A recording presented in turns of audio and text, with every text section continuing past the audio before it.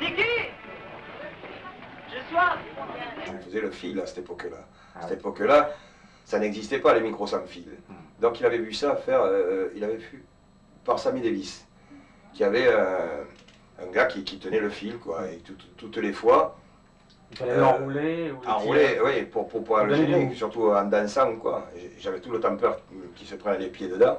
Et d'ailleurs, dans le document, à un moment, moi je le sais, il tire 2-3 fois le fil, mais de rage, comme ça, parce que je suis un peu trop raide. Mais ça c'était très très emmerdant. Niki, j'ai soif. De l'eau d'Evian.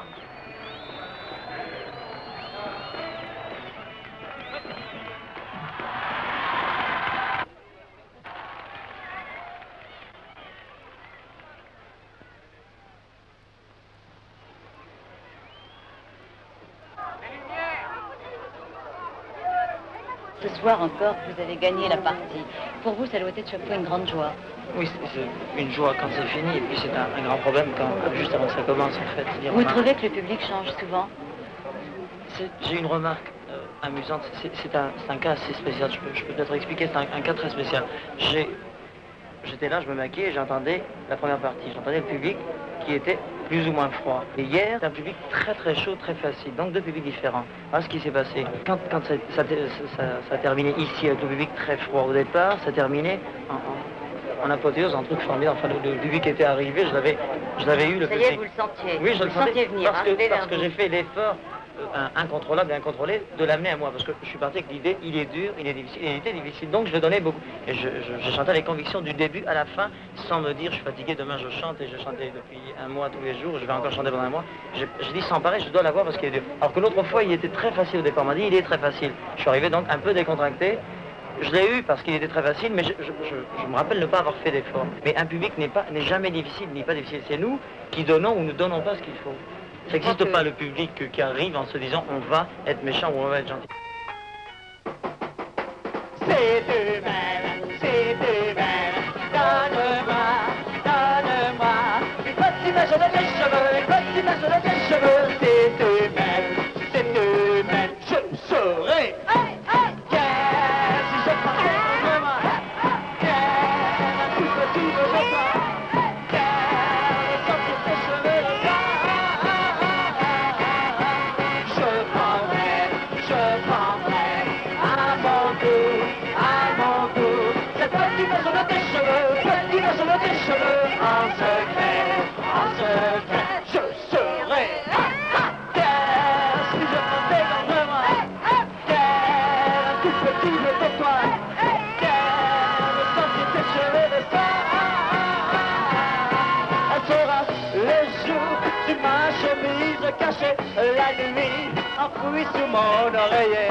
Jamais elle ne pourra me quitter. Je prendrai à mon tour, cette petite mèche de tes cheveux, en secret, je saurai si je portais contre moi un tout petit peu de toi.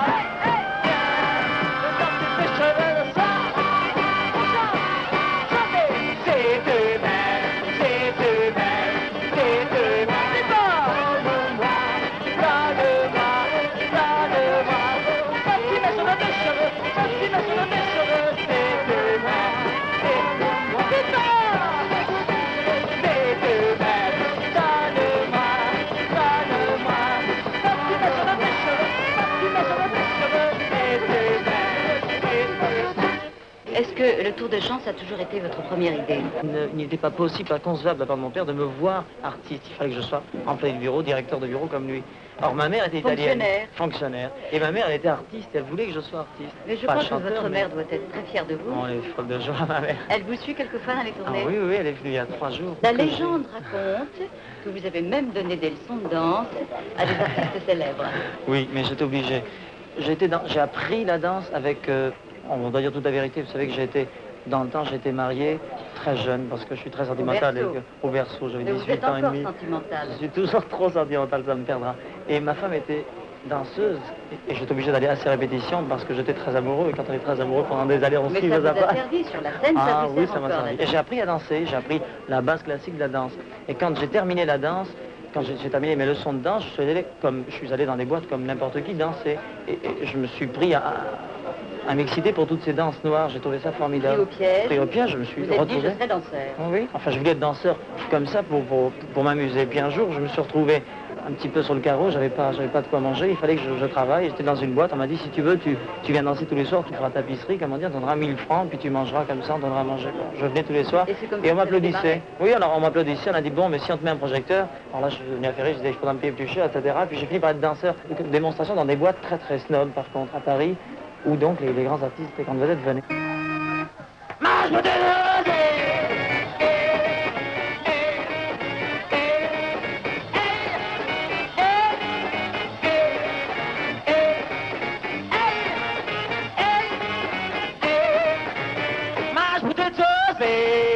Tu me rabâches ma micro sous les seins. Ça va comme ça, arrête de broyer les doigts. Le foyer des doigts et d'envoyer des faux des toasts. Tu peux pas toucher, pas ta dépe, pas ta toast. Et c'est ça marche, ça marche.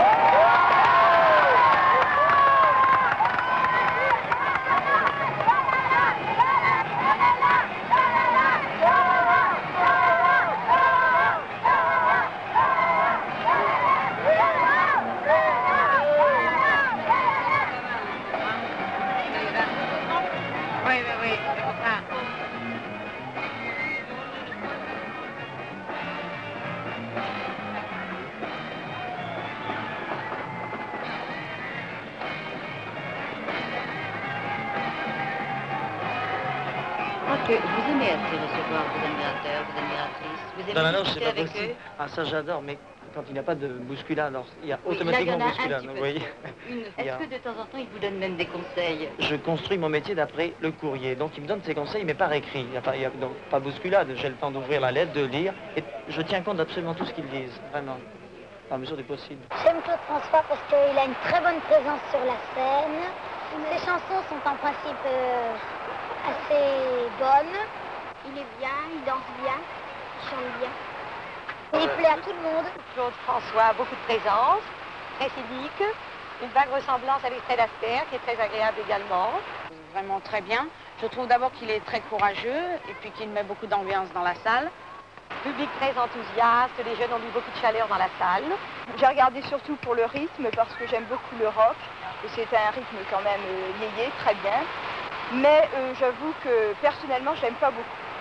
Moi j'aime beaucoup Claude François, je trouve qu'il a un jeu de scène sensationnel, il plaît à tout le monde, aux âgés, aux moins âgés, enfin il est sensationnel. C'est pas vrai, il plaît aux jeunes, aux 15 ans, 14 ans, c'est tout, mais tu demanderas à un garçon de 20 ans, une fille de 22 ans, il trouvera absolument ridicule Claude François, c'est un petit garçon Claude François, c'est tout. Je pense que les Croulans étaient très heureux également. À côté de Richard, à côté de, je sais pas moi, Ella Fitzgerald, c'est rien, c'est absolument rien. Il plaît parce qu'on a fait beaucoup de publicité autour de lui, c'est tout. Parce qu'il a un nom maintenant, il s'appelle Claude François, c'est tout, c'est pour ça qu'il plaît. Moi je trouve qu'il est sensationnel, il y en a qui disent qu'il est efféminé, moi je trouve pas, ça lui donne un genre. Par contre, on parle de petite fille, je tiens à dire un truc, parce que ça m'a toujours énervé, moi, par rapport à moi, c'est que moi qui ai vécu 2 ans, vraiment, et puis après, de son intimité et tout, je peux dire et affirmer que l'homosexualité, il n'y avait rien à voir avec ça. Et je le dis parce que c'est un truc qui m'énerve, et qui m'a toujours énervé, et qui l'énervait à lui aussi. Et ce cas, il était tellement minutieux, même au niveau de l'habillement, au niveau de ça, et puis en sachant que sa clientèle, c'était les filles, surtout les filles et tout. Donc, effectivement, il était toujours tiré à 4 épingles et tout ça. Et puis, bon, ça a toujours énervé les gens de le voir aussi fringant, quoi. J'aime beaucoup son air. Puis quand il danse, quand il chante. Il chante bien, il a une voix juste, il a de l'entrain, il a du rythme, il choisit bien ses chansons. Chalala, sa nouvelle. Si j'avais un marteau.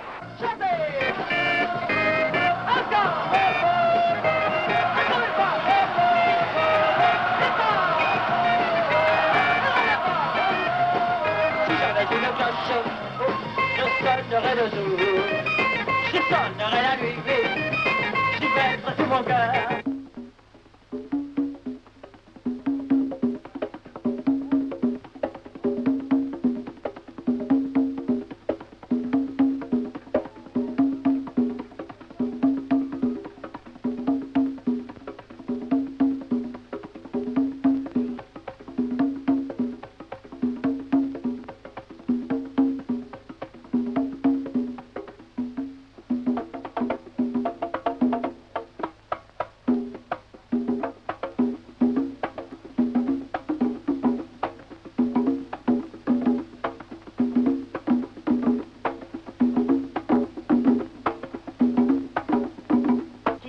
Pendant le riff du marteau, tu le fais avec qui? Avec Michel et l'orgue.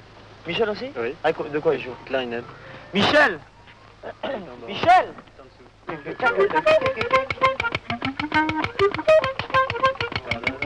Oui, mais c'est la basse qui fait ça. Ah, d'accord. Oui, moi je fais pas mal dans un. Le mec avec les mecs. Non, c'est bien. La clarinette. Je parle très doucement. Hein. Comme ça va là toujours. Je crois qu'au plus tu montes, au mieux ça va. Toujours aussi bon là.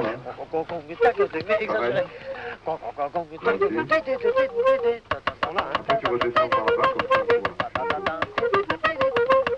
C'est-à-dire que lui, il répétait déjà tous les jours, il fallait être l'après-midi, parce que lui, il voulait répéter le son, et puis tous les jours, il retravaillait des trucs, il travaillait des chansons, il faisait des essais, le soir, il faisait, même pour le disque, je me rappelle, avant qu'il sorte le disque, il faisait un training des chansons sur scène. Et à partir de là, il triait ce qu'il mettait dans le disque, ce qu'il mettait pas dans le disque, s'il fallait accélérer les tempos, s'il fallait les ralentir et tout, quoi. Il testait avec les gens. Tu y vas, René?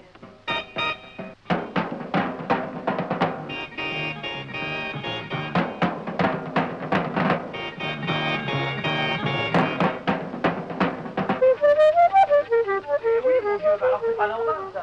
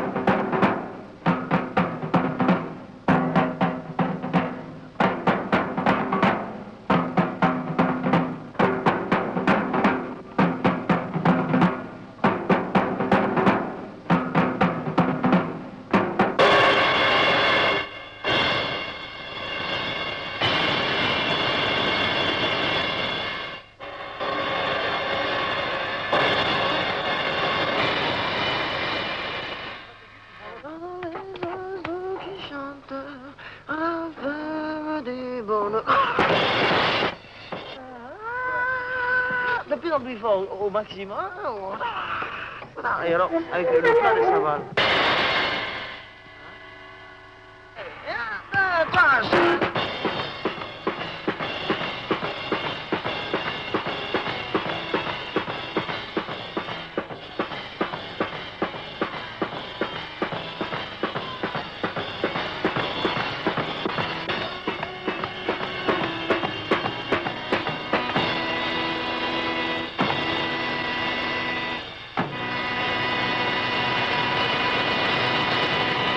Shalala, dribidi, shalala, dribidi, nananana, à la ferme du bonheur. Laquelle? Chalala! Chalala! On chante!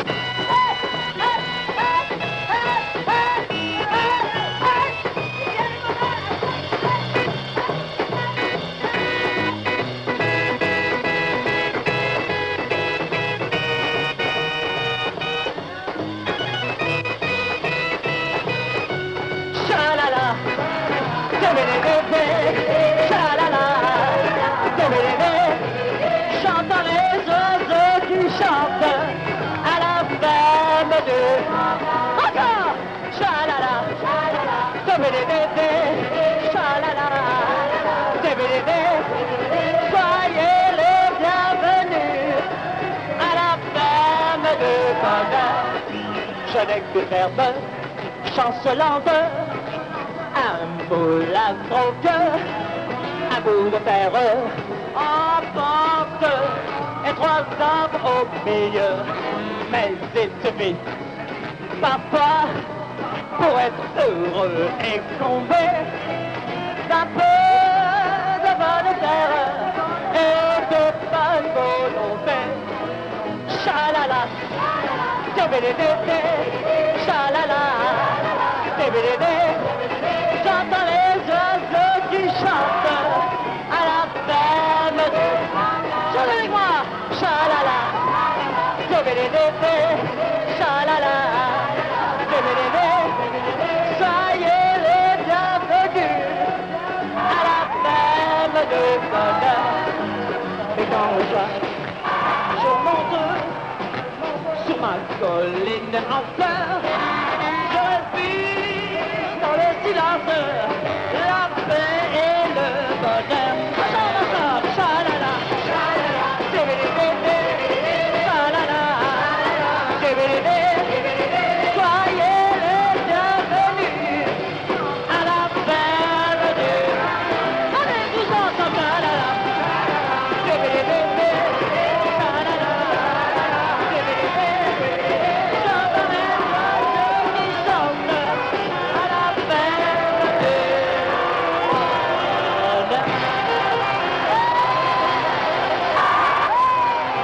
Encore une fois, 1, 2, 3, chalala, tébédédé, chalala, tébédédé.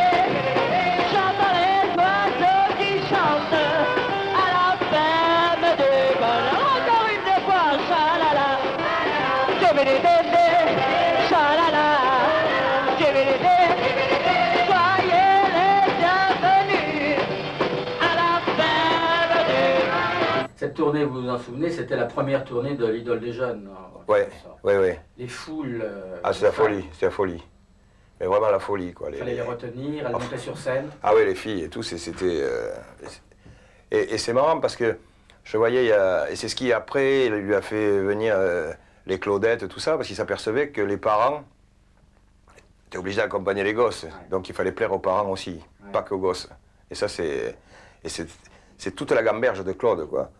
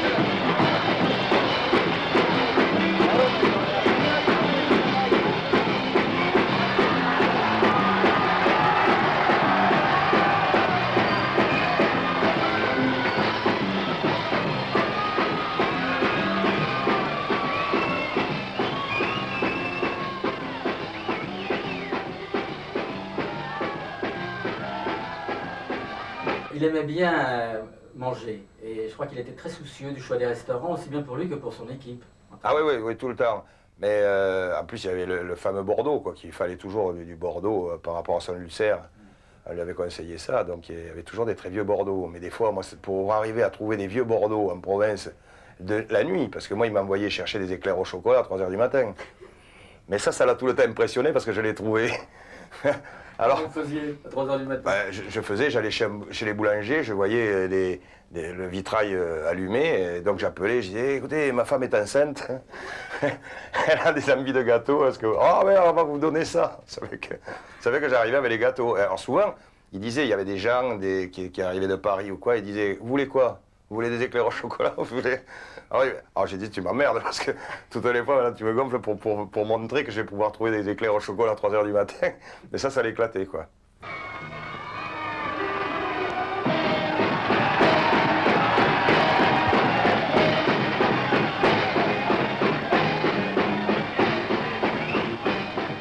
Vous avez chanté avec lui, vous me racontiez tout à l'heure. Oui, j'ai vu un document où je chantais, parce qu'il travaillait une chanson avec les musiciens et tout, et donc... Vous avez les chœurs? Oui. Ah ouais, mais beau personnage. Quel beau personnage. Yvon et maman. Voilà. Du pain et du beurre, moi je n'aime que ça. Voilà ta peau. Du pain et du beurre, et ça s'arrête là.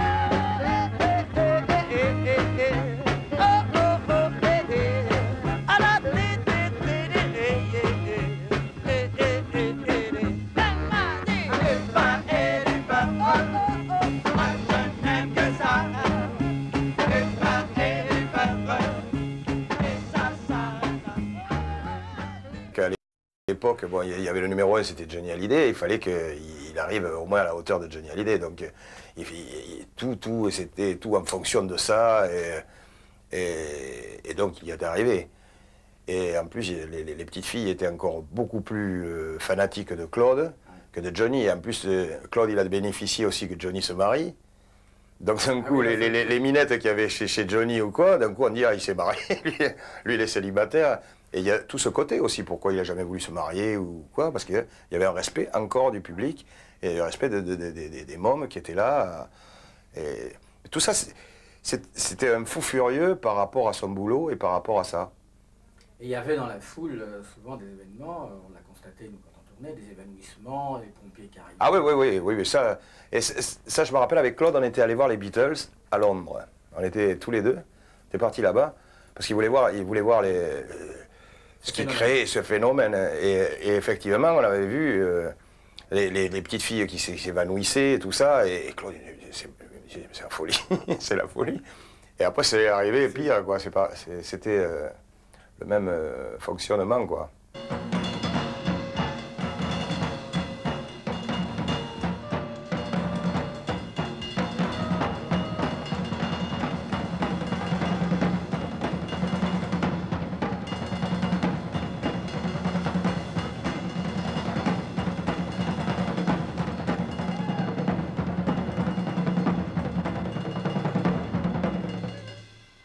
Tiggy, oui. Ma chemise, s'il vous plaît.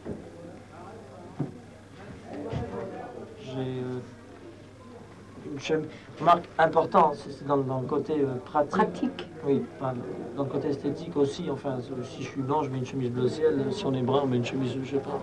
Je sais même pas ce qu'on mettrait. Ça dépend. Je m'occupe que de ce qui m'intéresse. Là, j'ai une patte. Alors ça, c'est le côté danse. Comme, par exemple, je saute, je fais un grand écart ou n'importe quoi. automatiquement, la chemise sort, et cette patte-là retient et remet la chemise dans le pantalon. Alors qu'au début, quand je ne pensais pas à ça, j'ai fait faire ça spécialement pour mon système à moi. Au début, j'étais obligé de rentrer ma chemise dans le pantalon sans arrêt. Et c'est pas fatigant au départ, et c'est fatigant à la longue. Au bout d'une heure de scène, si on s'est rentré la chemise 30 fois dans le pantalon, ça représente une perte d'énergie que je n'ai plus à C'est important pour toi de ne pas perdre d'énergie. Ah oui, très important. Comment résistes-tu physiquement au régime que tu t'imposes? Physiquement, ça va très bien. Je suis pas... On a toujours l'impression que je suis très... Effectivement, je suis fatigué, mais j'hésite. Hein. Je reprends Michel parce qu'il est en bonne santé. Il fait un gros effort, mais c'est un effort sain. Moi aussi, c'est sain.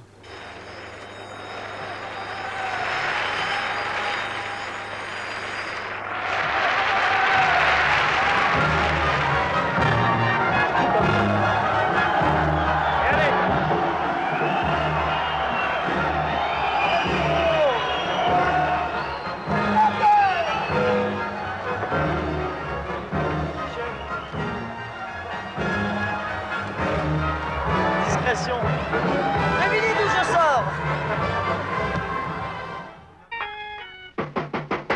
C'est humain,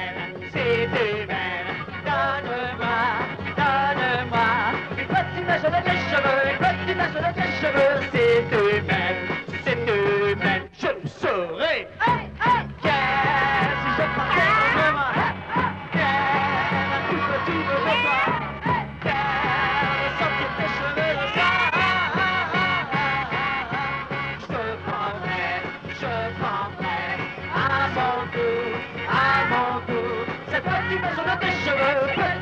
Tes cheveux en secret, je serai si je portais contre moi, tout petit de toi, de sentir tes cheveux de ça. Elle sera le jour sur ma chemise cachée, la nuit enfouie sous mon oreiller. Jamais elle ne pourra me quitter. Je prendrai à mon cou, ces petits taches de tes cheveux, ces petits taches de tes cheveux, en secret, je saurai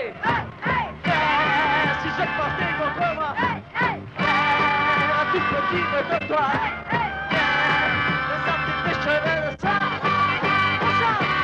chantez, c'est humain, c'est humain, c'est humain.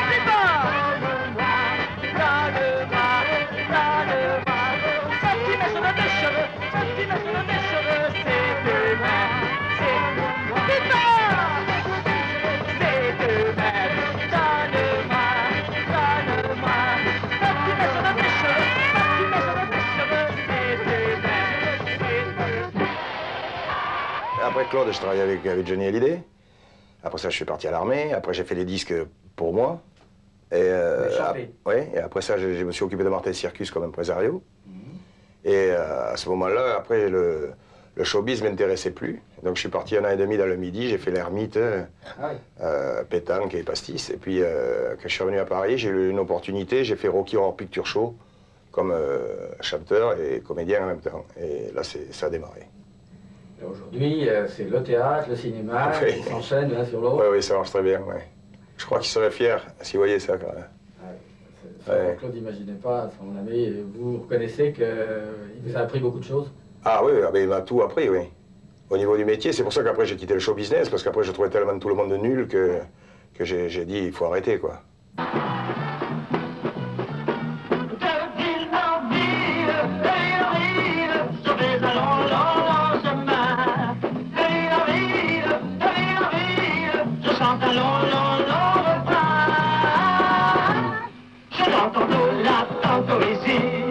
Jamais 200 dans le même lit, je dors chez moi.